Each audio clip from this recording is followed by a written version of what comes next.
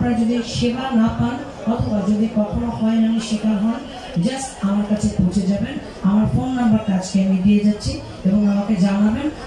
আমাদের বর্তমান সরকারের একটাই পলিসি, সেটা হচ্ছে সেবা জনগণের দোরগোড়ায় পৌঁছে যাবে। চট্টগ্রামের ফটিয়া উপজেলার কুসুমপুরা ইউনিয়নবাসীর লগে নাগরিক সেবা বিষয়ক গণশুনানি অনুষ্ঠিত হইয়ে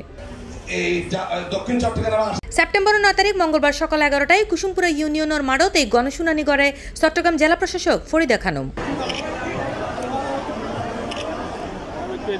এ সময় ফটিয়া উপজেলা নির্বাহী অফিসার ফারহানুর রহমানের সভাপতিত্বে প্রধান অতিথি হিসেবে উপস্থিত আছেন চট্টগ্রাম জেলা প্রশাসক ফরিদা খানম। স্থানীয় জনগণ ও এলাকার বিভিন্ন সমস্যার হতা উনিয়ে তিনি উপজেলার সংশ্লিষ্ট কর্মকর্তাকলের মাধ্যমে সমস্যা সমাধানের ব্যবস্থা করে। এমনকি অনুষ্ঠানত তাৎক্ষণিকভাবে বিভিন্ন বিষয়ে 21 সমস্যার সমাধান দেন তিনি।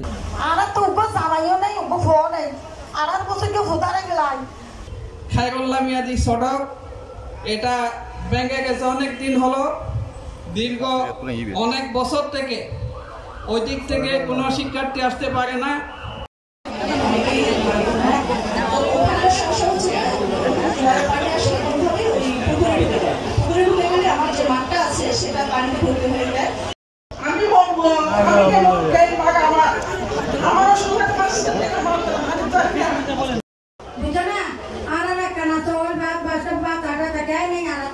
দুঃখের বিষয় আমাদের ভবন হয়েছে, কিন্তু আমরা আসবাবপত্র বরাদ্দ না হওয়ায় আমাদের ছাত্রছাত্রীদেরকে ক্লাস করানোর ব্যাপারে আমরা হিমশিম খাচ্ছি।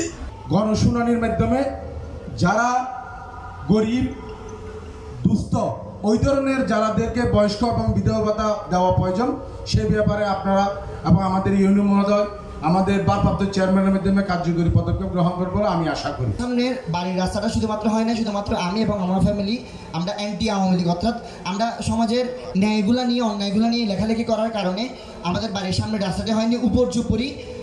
অনুষ্ঠানত বিশেষ অতিথি হিসেবে উপস্থিত আছেন অতিরিক্ত জেলা প্রশাসক সাজিউর রহমান জাদিদ, সহকারী কমিশনার রয়া ত্রিপুরা, পটিয়া থানার তদন্ত কর্মকর্তা জুজুৎসু জশ চাকমা, কুসুমপুরা ইউনিয়নের ভারপ্রাপ্ত চেয়ারম্যান শওকত আকবর। এছাড়াও দক্ষিণ জেলা যুবদলের সহসভাপতি রবিউল হোসেন বাদশা সহ ফটিয়া উপজেলা প্রশাসনের বিভিন্ন দপ্তরের কর্মকর্তা ও কুসুমপুরা ইউনিয়নের সর্বস্তরের জনসাধারণ উপস্থিত আছেন।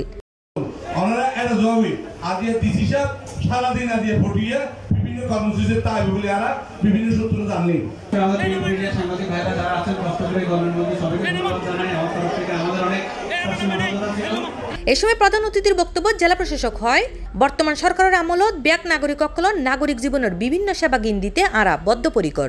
এ সময় বিভিন্ন ইউনিয়ন বিভিন্ন এলাকাত্তু আগত সেবা প্রার্থী অকলের হাসত্তু তিনি বক্তব্য উনে এবং সেবা প্রার্থী অকলরে 21 সমস্যার তাৎক্ষণিক সমাধান গড়ি দেয়। পাশাপাশি ভিক্ষুক পুনর্বাসন ফান্ডত্তু রোকেয়া বেগমরে 50,000 টাকা অনুদান এবং প্রতিবন্ধী অকলের মাঝে হুইল চেয়ার বিতরণ করেন চট্টগ্রাম জেলা প্রশাসক।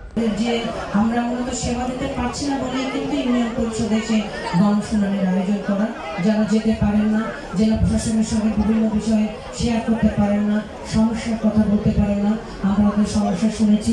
আমরা আজকে 21টা সমস্যা শুনেছি এবং প্রায় প্রত্যেকটা সমস্যারই সমাধান দিয়েছি।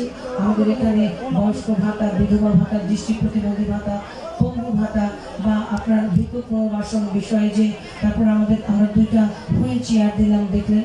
তো আমি আপনাদেরকে রিকোয়েস্ট করবো যে আমাদের মাঠ পর্যায়ে মাঠ প্রশাসনে আমাদের উপজেলার বাড়ি অফিসার আছে, এসএনএল আছে, আর সমাজসেবা অফিসার আছে, পিআইও আছে, ইঞ্জিনিয়ার মহোদয় আছে, বিভিন্ন পর্যায়ের আমাদের অফিসাররা আছে।